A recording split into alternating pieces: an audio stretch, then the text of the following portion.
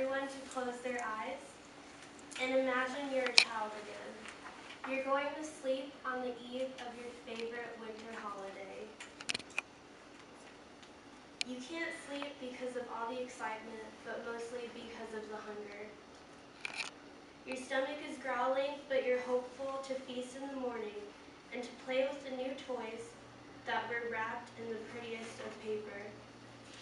But you wake up and you find that that day never came. There are no toys, and even though you are disappointed, you know that the meal prepared for you is more important than the toys. Now open your eyes. That was the best I could do to imagine what it's like for a child living in poverty, and I know that that's not even close to how their holidays are. So according to the National Center for Children in Poverty, more than 16 million children in the United States, which is 22% of all children in the United States, live in families with income below the federal poverty level, which is $23,550 per year for a family of 4. On average, they need twice as much as this income to cover basic expenses.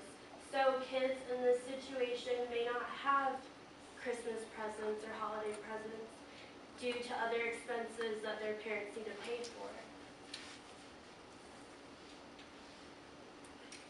So thankfully, there are many charities that can help families in need throughout the holiday season. One of them including the U.S. Marine Corps Reserve Toys for Tots Foundation. And the Marines collect and distribute new toys during the months of October, November, and December, and they will distribute them to families in need. So throughout my presentation, I will explain to you reasons why you may not donate, the number of children that are in poverty, and how children are affected by poverty. So you may be skeptical about donating, and you may be thinking that maybe there are enough toys that are already being donated. And there are a lot. So far, they've donated to 9 million children, and they have started in 1947, so that is a lot. But if you recall from my first slide, there are 16 million children that are living in poverty. Also, if there are too many toys that are donated, those toys are donated to other charities in the community. The second reason why you may not donate is you may think that they're too expensive, being a broke college student. Now, I don't want to overgeneralize here, but I think we are very fortunate to be at this university. I think we can spare a couple of dollars on a toy. Also, you could buy them from the dollar store, and all donations are tax deductible. And the last reason, which is mostly why I didn't donate at first, is because you don't know if they even go to where they're supposed to go. But that's not the case here. The Marines and the Reserve that's closest to us, they bring their toys to children in need that are in Orange and Seminole County. And the parents must request and have their form approved to get the toys.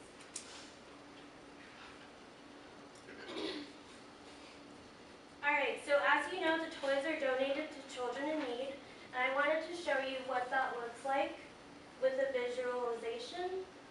So this is showing you how many children in America are considered to be poor.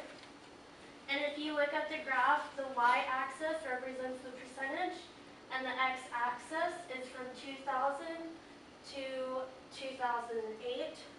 And just take a second, think about what the trend is, what it's doing. So although this graph is a little bit old, you can still see what's going on. There's 19% of children that are considered poor, and then there's 8% that are extremely poor, which is they make less than half of what is considered poor. And you can see that in both cases, the number of poverty is rising. And if you the beginning, like I said, there's 22% of children living in poverty, so it would be all the way up here exceeding the number that's on the y-axis. So now that you know how many children are living in poverty, let's go over the effects that these children are experiencing. According to American Psychological Association, effects of child poverty include homelessness, food insecurity, and negative academic and psychosocial behaviors. Now, when people donate the toys, they help because they provide a sense of hope for the future. And also when the Marines donate the toys to the kids, they're doing a sort of passive mentoring just by showing them how they act and how they present themselves. The children will then recognize the high standard of grooming, discipline, patriotism, physical fitness, and moral character that these Marines have.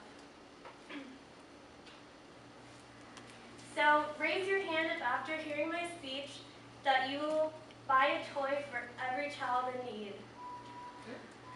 You would? I know that's a lot to ask, but raise your hand if you will at least consider buying one toy to donate. Alright, now if you actually do plan on donating, there is a toy drop box location located in the top floor of the gym, right in front of the admin office, and I got those toys at the dollar store, and I think they're pretty cute. So, thank you, and remember that every child deserves a happy holiday.